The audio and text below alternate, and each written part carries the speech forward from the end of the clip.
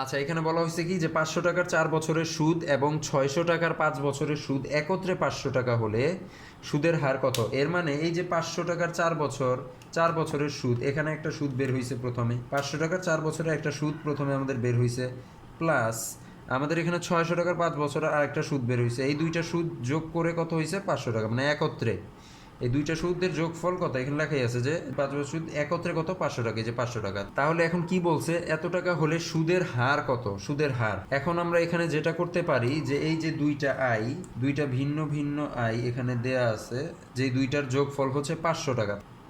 তাহলে এই I is equal to কত? পি ইন্টু এন ইন্টু আর, প্লাস এখানে আবার আই ইজ ইকুয়াল টু কত? পি ইন্টু এন ইন্টু আর সমান সমান কত? 500 টাকা।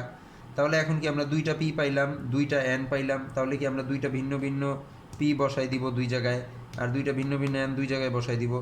তারপরে এখানে আর, যেহেতু বের করতে বলছে, তাহলে আমরা আরই রেখে দিব, মানে আর পার্সেন্ট এভাবে রেখে দিব, আর পার্সেন্ট। তাহলে এখন আমরা শুধু মানগুলা বসাই দিব যে পি, মানে পি প্রথমের পিটা কত? 500 বসাই দিলাম 500, ইন্টু এন কত? প্রথমটা 4 বসাই দিলাম 4, ইন্টু আর কত ধরছি আমরা? আর পার্সেন্ট।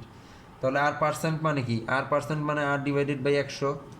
তাহলে এভাবেই বসাই দিব, আর ডিভাইডেড বাই 100। এখন কি ব্র্যাকেট ক্লোজ করে দিলাম, প্লাস এই পাশে কত আছে? আবার সেম। এখন সেকেন্ড পি কত?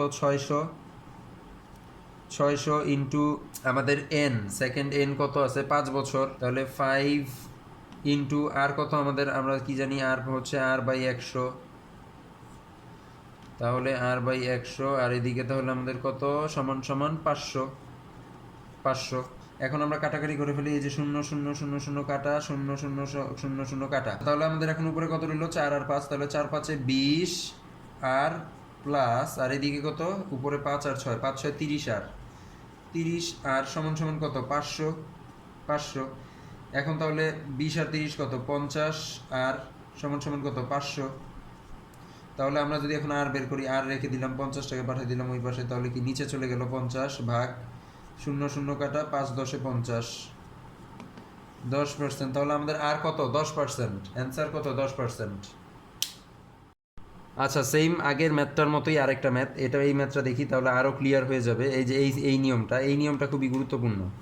কি বলছে? যে একই হার সুদে 300 টাকা 4 বছরের সুদ এবং 500 টাকার 5 বছরের সুদ একত্রে 148 টাকা হলে, আবার সেম ওই যে দুইটা সুদ কি একত্রে কত? 148, মানে ওই যে ওইভাবেই যে আই প্লাস আই সমান সমান কত? 148 হলে শতকরা সুদের হার কত? সেম এখানেও আমরা কি আর সমান সমান ধরে নিব কি? আর পার্সেন্ট, যেহেতু আর বের করতে বলছে। আমাদের আই কি? আই সমান সমান কি জানি? পি এন আর প্লাস পি এন আর সমান সমান কত? 148 সমান সমান 148। তাহলে এখন আমরা মান বসাই। পি, প্রথম পি কত দেওয়া আছে? 300 টাকা। প্রথম পি আছে কত? 300, ইন্টু এন কত আছে? 4 বছর, 4 ইন্টু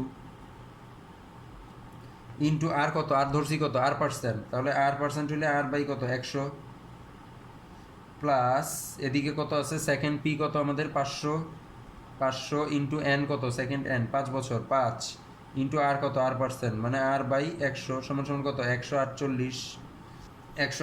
তাহলে এখন কি করব? এখন আমরা কাটাকাটি করে দেই, যদি যে কাটাকাটি এখন যদি কাটাকাটি করে দেই, যে 0 0 0 0 কাটা, এদিকেও 0 0 0 0 কাটা, এদিকে কি রইল? উপরে 3 আর 4, তাহলে 3 4 কত?